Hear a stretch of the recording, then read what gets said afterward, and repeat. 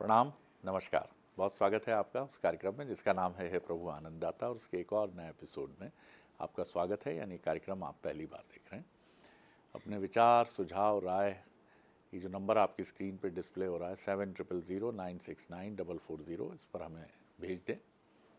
आपकी प्रतिक्रियाएं हमें बड़ी संख्या में मिलती हैं और बड़ा उत्साहवर्धन करती हैं हमारा। आज हमें एक मैसेज मिला है, इसको मैं अपने विद्वान वक्ता की तरफ ले जाऊंगा, और ये हैदराबाद से हमको मिला है और ये भेजा है स्वप्निल जैन ने, जो एक आईटी इंजीनियर हैं और रहने वाले ये मध्य प्रदेश के ही हैं। ये थोड़ी इनकी लिटरेरी रुझान भी है, साहित्यिक रुझान भी है। तो उन्होंने जो जिज्ञासा व्यक्त की है वो दुष्यंत कुमार जी के एक शेर के माध्यम से की है और जानना चाहा है कि क्या सच क्या है। पहले वो दुष्यंत जी का जो शेर इन्होंने भेजा है वो सुन लीजिए। ये सारा जिस्म झुककर बोझ से दोहरा हुआ होगा, ये सारा जिस्म झुककर बोझ से दोहरा हुआ होगा, मैं सजदे में नहीं था आपको धोखा हुआ होगा। ये खुददारी पर एक शेर है, स्वाभिमान पर एक शेर है कि मैंने इतना वज़न अपनी पीठ पर लादा है कि मैं झुक गया हूँ, लेकिन ये ना समझें कि ये मैं आपके सामने चापलूसी या चाटुकारिता में झुक गया हूँ। इनका कहना है कि स्वाभिमान और अभिमान के बीच की दूरी क्या है। स्वाभिमान को अभिमान समझ लिया जाता है, शायद इनके ऑफिस का कोई अनुभव हो।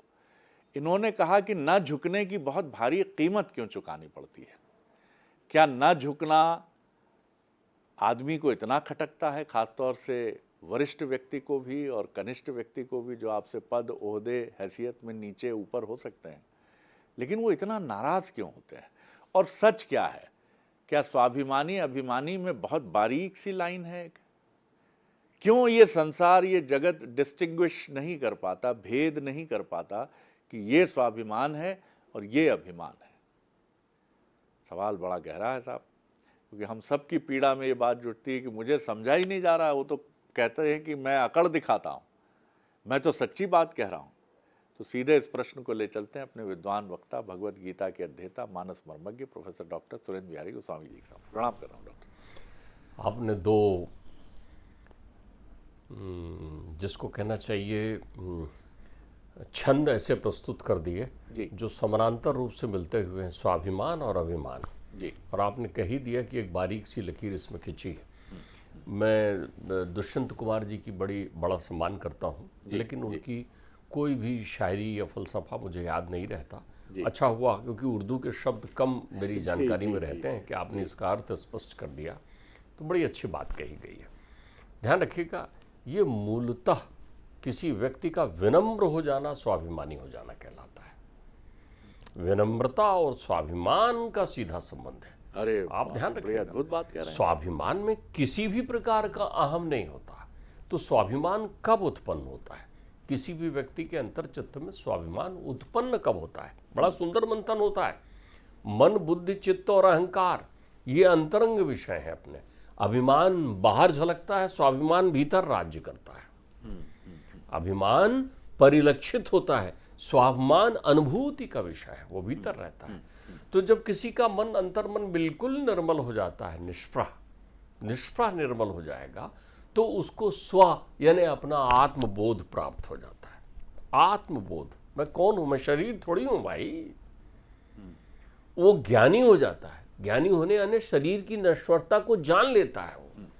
तो जो आत्मा अभिमानी है वो स्वाभिमानी है। स्व का अर्थ होता है आत्मा को जान लेना, और आत्मा अभिमान होना बहुत अच्छा है। कितना अच्छा है, इस पर तो रामायण और महाभारत का मूलाधार टिका हुआ है। यही धर्म है, स्वाभिमान धर्म है और अभिमान अधर्म है। ये ध्यान रखिएगा, स्वाभिमान धर्म है और अभिमान अधर्म है। कैसे? बड़ी सहजता से आप समझिए। सीता आती हैं, रावण का वध होता है, सीता को प्राप्त करते हैं राम, तो राम सबसे पहले कहते हैं, मैंने ये युद्ध तुम्हारे लिए नहीं लड़ा सीता, तुम्हें यदि मुझे प्राप्त करना होता तो मैं तो वहीं से बाणों में तरकस लगाकर छोड़ता और रावण का वध कर देता। ये युद्ध मैंने इन लोगों को, सारे लोगों को संग्रहित करके स्वाभिमान के लिए लड़ा है क्योंकि यहाँ धर्म संस्थापन आवश्यक था। किसी पराई स्त्री का हरण करके ले आना ये प्रजातंत्र की हत्या है, ये लोकमानस के जीवन को विखंडन करना है। तो उसको जागृत करने के लिए मैंने तुम्हारा ये रावण का वध किया है। सीता के लिए रावण का वध नहीं किया है। इसलिए तो वो सीता के मिलने पर ऐसा हर्ष नहीं होते, मेरी पत्नी मुझे प्राप्त हो गई, ऐसा नृत्य नहीं करते। वो बड़े सहज और विनम्र बने रहते हैं। उनके संवाद का तरीका बहुत विनम्रता के साथ होता है। देवता फूल पुष्प बरसा रहे हैं तब भी वो ये नहीं कहते कि मैंने रावण का वध कर दिया। उन्होंने अहंकार का नाश किया है। अहंकार हमारे जीवन में, आप देखो, जो महाभारत युद्ध की परिकल्पना है वो स्वाभिमान और अभिमान के बीच की कल्पना है। वो तो 5 गांव मांग रहे हैं ना। वाह कृष्ण, जो ये देवदूत बनकर चले आ रहे हैं, जो 5 गांव के लिए भी संभाषण करने के लिए तैयार हैं। वाह अंगद, उसका स्वाभिमान देखो, आत्मा अभिमान जान रहा है। वो वहां खड़ा होकर कहता है कि ये पैर हिला दो और सीता रख लो, ये पैर हिला दो और सीता रख दो। वहां उसके पास अहंकार नहीं है। सारे अहंकारी उस स्वाभिमानी के चरणों में गिरते हैं, लेकिन पैर डिगता नहीं है। क्यों? आत्मा अभिमान है उसको। आत्मदेवो भव, अपदेवो भव। तो स्वाभिमान की परिधि सबसे पहले विनम्रता देती है। फलदार वृक्ष झुक जाता है ना, तो क्या वो क्यों झुक गया है? कमजोर हो गया है, इसलिए वो बांटना चाहता है। वो सबको कहता है लो, उसके मन में विकार नहीं रहता, जो भी आओ मेरा फल ले लो। संत स्वाभिमानी होते हैं। स्वाभिमानी प्रत्येक वो व्यक्ति है जिसके हृदय में विकार नहीं होता। स्वाभिमानी पूर्वग्रही नहीं होता, अहंकारी पूर्वग्रह होता है। अहंकार मूलतः भास तंत्र में होता है, इसलिए अहंकार मिथ्या होता है, स्वाभिमान सत्य होता है। यहाँ एक प्रश्न है डॉक्टर साहब मन में, लेकिन कि जैसे बारीक लाइन की बात जो की जाती है, तो क्या स्वाभिमानी अभिमानी स्वाभिमानी होने का भ्रम देता है? देखिए, आपके बड़े क्षमा के साथ, चूंकि मैं इस फलसफे को नहीं समझ पाया था पूरा उसके अर्थ में, क्योंकि कोई व्यक्ति ये नहीं कहता स्वाभिमानी, मेरे झुकने को ये मत समझ लेना कि मैं कमजोर हूँ, मैं बूढ़ा हो गया हूँ। ये कहना भी अहंकार है।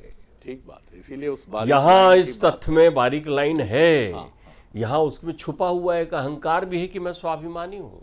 स्वाभिमानी किसी से कहता थोड़ी है कि मैं स्वाभिमानी हूँ। वो इसको अपने जीवन में आचरण के साथ उत्पन्न करता है। उसके पास आकांक्षाएं नहीं होती, ध्यान रखिएगा। अगर आकांक्षा है तो फिर आप स्वाभिमानी नहीं है, फिर आप दीन हो सकते हैं, फिर आप याचक हो सकते हैं, फिर आप स्वार्थी भी हो सकते हैं, लेकिन ये इनमें से कोई तत्व स्वाभिमान में नहीं होता। ध्यान रखिएगा, स्वाभिमानी जो है वो केवल इस बात का अभिमान अपने अंतर्चित्त में लेकर बैठता है कि मैं परमात्मा का पुत्र हूं, राजी हैं हम उसमें जिसमें तेरी रजा है। ध्यान रखिएगा, सर्वभूते हिता नाम। उसके मन में ये होता है कि वो तो एक एक पक्षी को, पंछी को, चिड़िया को, प्रकृति को, सबकी रक्षा करने वाले वो हैं, तो मेरी क्यों नहीं करेंगे? वो इठला कर चलता है कि मैं मनुष्य हूं। उसमें वो तत्व प्राप्त कर लिया होता है। तो स्वाभिमान का सबसे पहला लक्षण है विनम्रता। सबसे पहला लक्षण जैसे शीलता। श्री राम समुद्र के तट पर 3 दिन तक दिखाते हैं। वो आप देखिए, वहां पर उन्होंने एक तथ्य और है।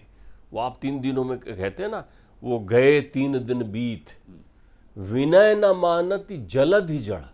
और गए 3 दिन बीत, बोले राम सकोप तब, भय बिन होए न प्रीत। यहाँ किसी भी शब्द में अहंकार की भाषा नहीं है। वो ये कह रहे हैं कि प्रीति के लिए भय का होना भी आवश्यक है, और उन्होंने उसको जड़ माना। ये जलधि जड़, जड़ है, ये चेतन की बात कैसे सुनेगा? तो जड़ को क्या करिए? जड़ यानी बुद्धि।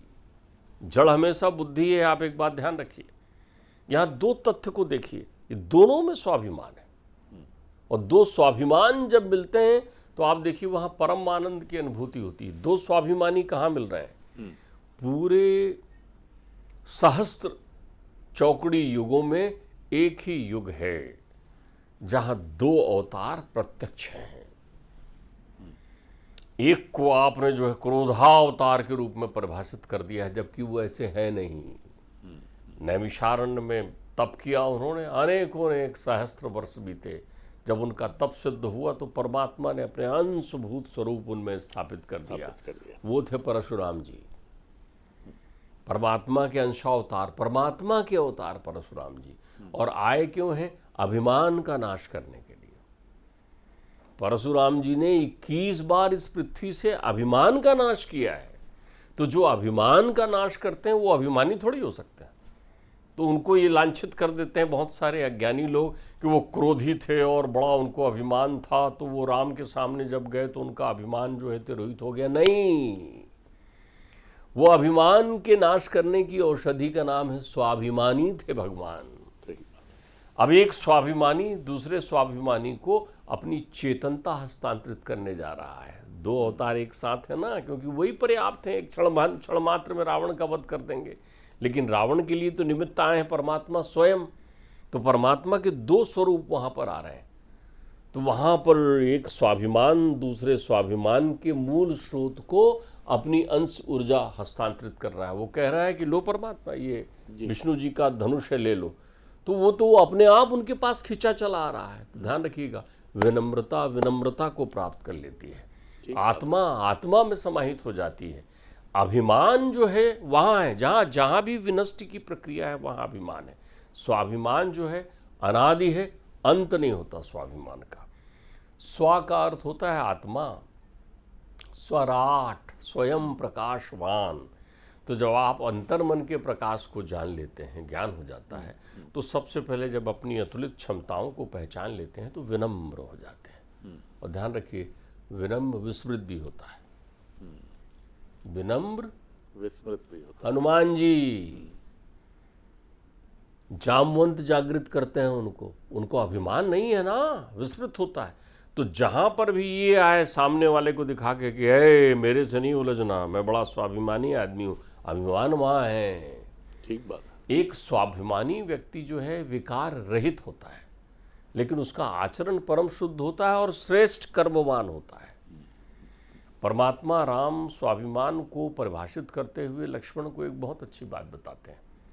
जो नित्य अपने कार्य को कर कर फल मुझको समर्पित करते रहता है, जिसके जीवन में द्वेष नहीं होता, जिसके जीवन में हर्ष की की कोई व्यवस्था अतिरेक रूप में नहीं होती, जो सुख दुख को एक घाट में समझता है, जो बंधु बांधव स्त्री कुटुंब कबीले के बीच त्याग भाव से रहता है, जो संसार को जानता है कि असार संसार है, माया का संसार है, यहाँ मैं कुछ करने आया हूँ, वो अपनी पात्रता को जो विकसित करता है वो स्वाभिमानी होता है। और ऐसा स्वाभिमानी मनुष्य जो है अहंकार की छांव से दूर होता है। अहंकार छांव है, स्वाभिमान प्रकाश है। तो प्रकाश और छांव के बीच मित्रता नहीं हो सकती। आप तो छाया में हैं, शेडेड एरिया में, और आपको लग रहा है कि आप बहुत बड़े, अब ये छांव मेरे कार्य, वो तो स्वयं प्रकाश है। स्वाभिमान का सूर्योदय जिस दिन आपके अंतर चित्त में होता है, उस दिन अहंकार तम का नाश हो जाता है। अज्ञान मूढ़ता है, स्वाभिमान सुबुद्धि है। अज्ञान मूढ़ता है, स्वाभिमान सुबुद्धि है। ध्यान रखिएगा, सुबुद्धि कह रहा हूं, खाली बुद्धि से काम नहीं चलेगा, बुद्धि तो जड़ हो जाएगी। सुबुद्धि का अर्थ होता है विवेक, विवेक का अर्थ होता है विज्ञान, विज्ञान का अर्थ होता है आनंद, और आनंद का अर्थ होता है परमानंद। बिल्कुल ठीक बात। तो स्वाभिमान जो है परमानंद के लिए अनुभूति के साथ होता है। बहुत सारे, देखिए हमारे यहाँ स्वाभिमान कौन होता है, जो एक बोलचाल में आपको स्वाभिमानी दिखा रहा हूँ आपको। अब आप आइए लौकिक जीवन में और स्वाभिमानी के स्वरूप को ध्यान करिए। हमारे सैनिक स्वाभिमानी है, हमारे सरहद पर खड़े हुए सैनिक स्वाभिमानी है, अभिमानी नहीं है। ध्यान रखिएगा, उनके जीवन में इस बात का स्वाभिमान है कि हमें माता ने इस कार्य के लिए नियुक्त किया है। जो बलिदानी है वो स्वाभिमानी है। बिल्कुल ठीक बात है, बहुत जो बलिदानी है वो स्वाभिमानी है। ध्यान रखिएगा, बलिदानी शब्द का उपयोग कर रहा हूं, अर्थात बलिदान यानी त्याग, हंसते हंसते जीवन को निछावर कर देना स्वाभिमान है, मर मिटे। अरे तन को तो ऐसे ही कचड़ा समझकर वो निकले, सामने वाले को आज तन में खड़क प्रहार हो रहा है, होने दे, ये स्वाभिमान की पराकाष्ठा है। स्वाभिमानी सत्याग्रही होता है, स्वाभिमानी सत्य का आग्रह करने वाला होता है। जी जी जी। स्वाभिमानी रक्षक होता है और अहंकारी भक्षक होता है। किसका? स्वयं का। दूसरे का बाद में, स्वयं का भक्षक हो गया। आप महाभारत युद्ध में भक्षक कौन है? जिनके अंतर चित्त में अहंकार है। ठीक बात है। युद्ध अहंकार है, युद्ध अहंकार है, यह ध्यान रखिएगा। युद्ध जो है स्वाभिमान नहीं है, युद्ध अहंकार है। लेकिन युद्ध में रत वो व्यक्ति जो निस्वार्थ भाव से रक्षार्थ उत्पन्न हुआ है। युद्ध और रक्षा दो तथ्य हैं वहां ठीक पर। बात है।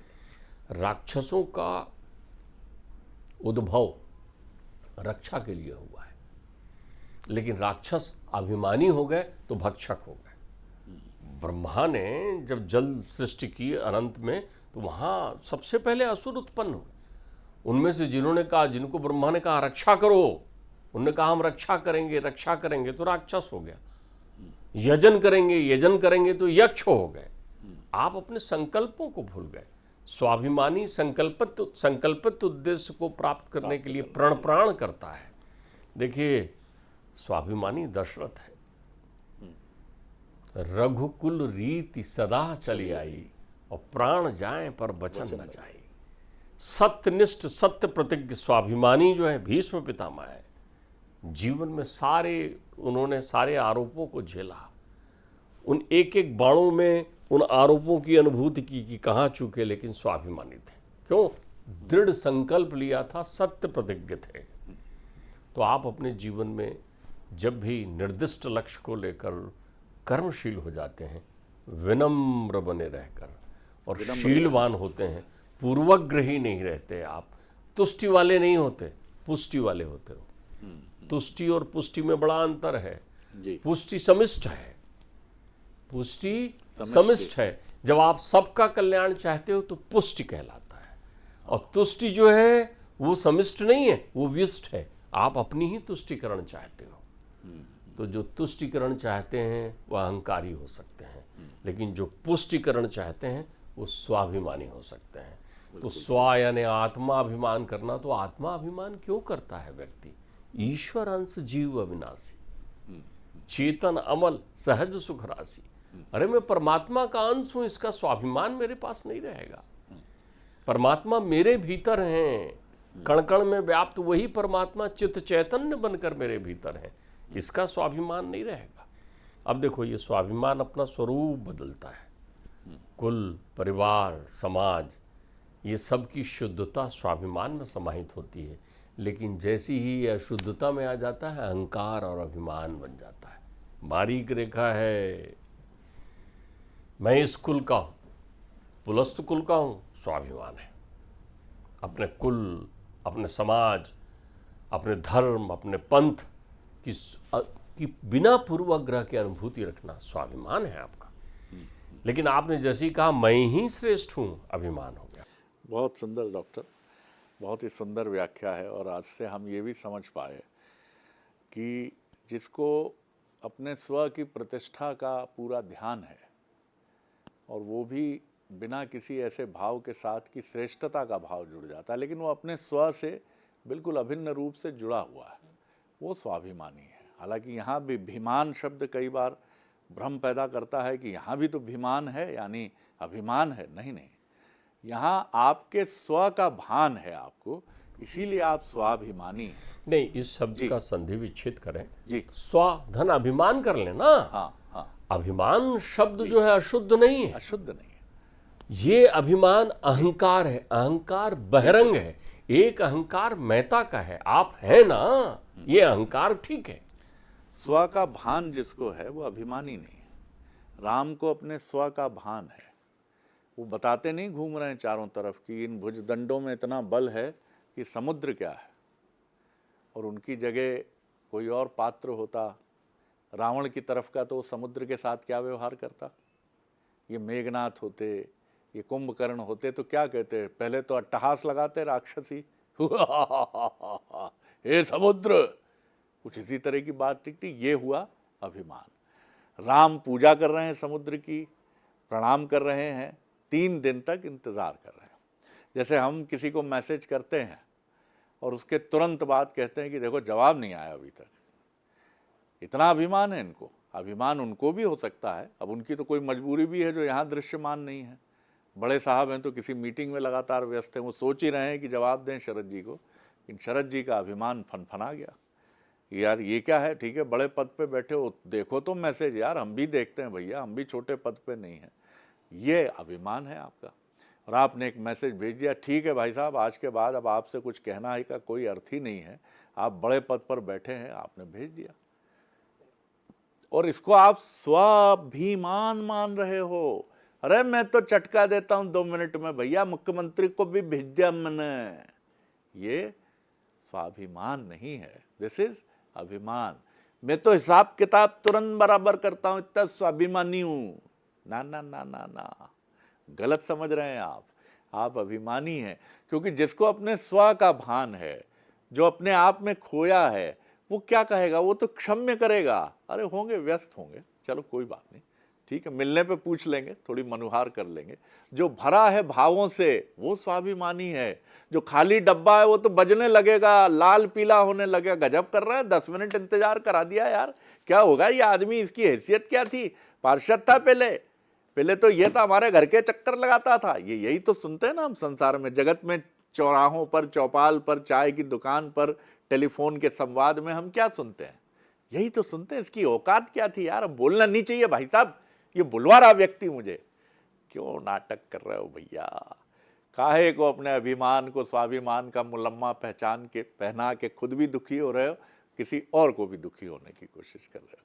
तो इस बारीक लाइन को समझो और ये कहने के पहले भी 10 बार सोचो कि मैं बहुत स्वाभिमानी हूं भैया, झुका नहीं है सर आज तक किसी के सामने, कट जाएगा लेकिन झुकेगा नहीं।